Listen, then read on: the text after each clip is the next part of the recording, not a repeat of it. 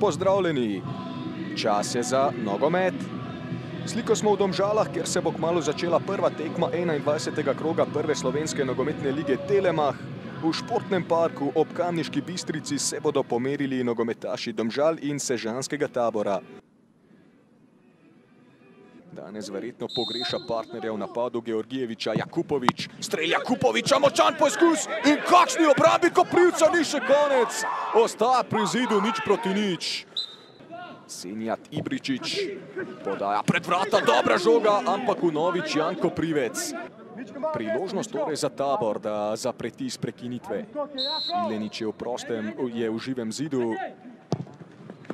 Podaja proti bližnji vratnici strani Mateja Monjaca. Monjac proti Mavretiču. Mavretič strelja, dober poizkus tokrat strani Tila Mavretiča.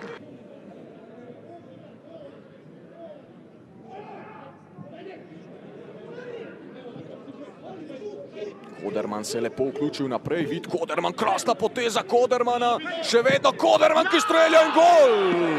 Kakšen zadetek vida Kodermana, Tabor vodi z 1:0.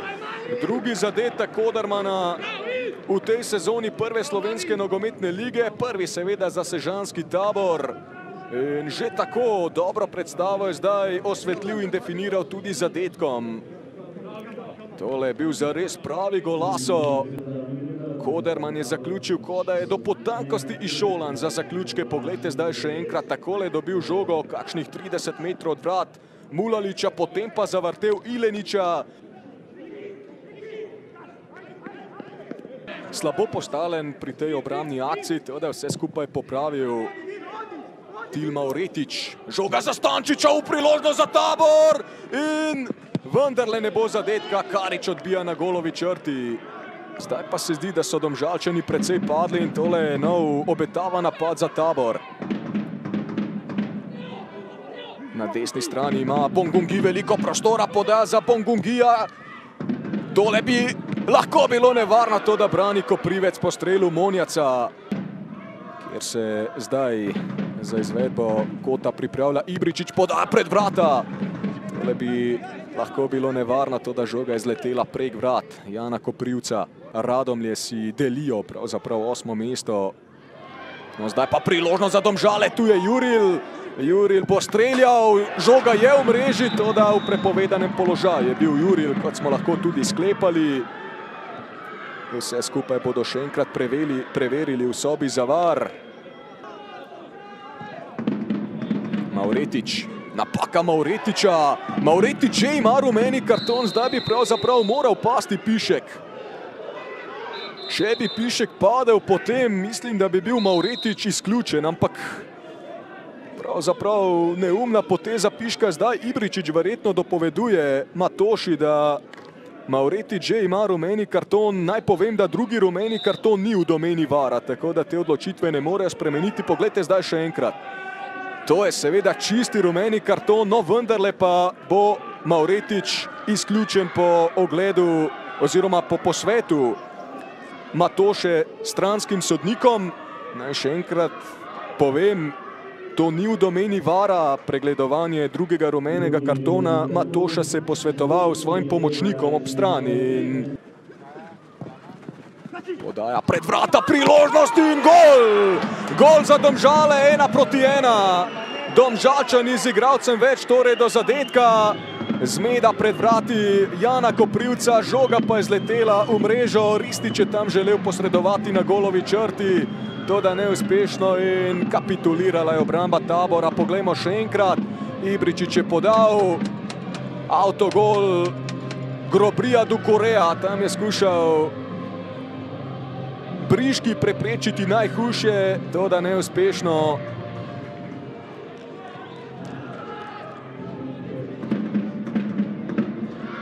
Zdaj pa žoga za Vuka. Vuk ima veliko prostora, presenetljivo pa je, da ga redko kdo spremlja. Slobodan Vuk gre naprej. Slobodan Vuk, zdaj so se že vrnili gostje, strel proti vratom, Perc je sprožil. In tudi danes se zdi ta scenarij najbolj verjeten. Karič. Karič pred vrata, dobra podaja, priložnost za Domžale, to da brani Koprivec. Na mestu je bil Tako eni kot tudi drugi so prikazali solidno igro. Tu je zdaj Koderman. Koderman, tole je dobra podaja, to da brani Mulalić. Dober zaključek tega obračuna, lepo Ibričić preigral je Bongongija, Karić se je vključil naprej. Šoštarić, Karić, dobra poteza Karića, Koderman je izpadel, tu je Perc pred vrata, priložnost za Domžale, Slobodan Vuk strelja prek vrat.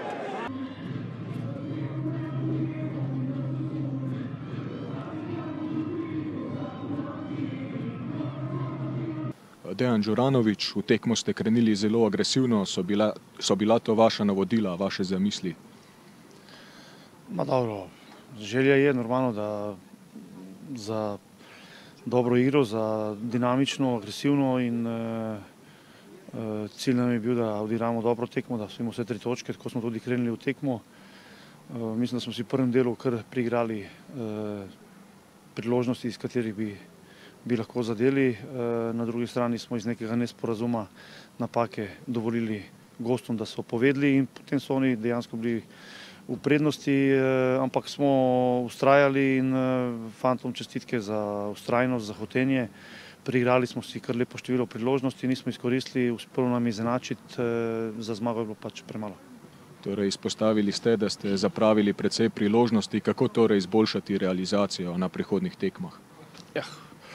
Realizacijo izboljšati z kvalitetnejšo izvedbo oziroma učinkovitostjo pred golom, skozi proces treniranja. Tako in tako delamo na teh zadevah, tako da verjamemo, da fantje pridejo v tako formo, da bomo iz teh zaključkov, da bomo bili uspešnejši. Sicer ste zaostali, potem prišli do izenačenja, gledano skozi celotno tekmo, ko potegnemo črto, ste zadovoljni z remijem? Mislim, zaostajali smo seveda in potem je prva želja, da uspeš izničiti prednost nasprotnika.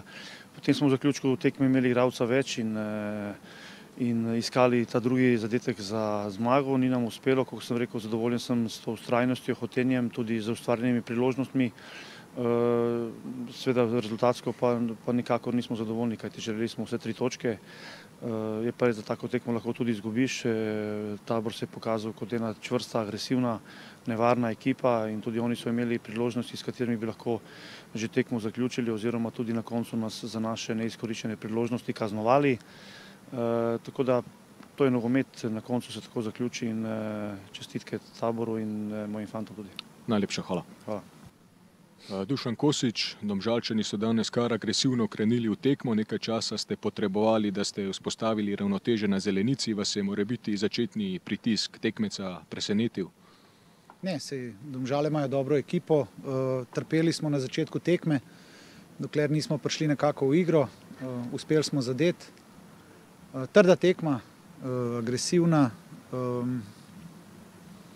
imamo občutek, da bi lahko v momentu, ko se je tekma lomila, bolje odigrali, ustvarjali smo si neke tranzicije, kjer bi se lahko hitreje žoge znebili. Posledica je bil tudi ta rdeči karton, tako da s tem segmentom ne morem biti zadovoljen, z ostalim pa tekma bi šla lahko eno ali pa v drugo smer, na koncu je neodločen rezultat realen. Danes zares odlična predstava Vida Kodermana, v prvem polčasu je preprečil 2 zadetka Domžal, pa tudi gol je dosegel. Kako ste zadovoljni z njim? Zadovoljen sem z odnosom fantov na celi tekmi, ker se niso predajali, borili smo se po najboljših močeh. Vid je pa seveda danes pokazal, da je talent, to je že v preteklosti kazal, tako da mu želim samo, da ponavlja take predstave. Naslednji teden se boste pomerili z Olimpijo, kakšen Tabor lahko pričakujemo?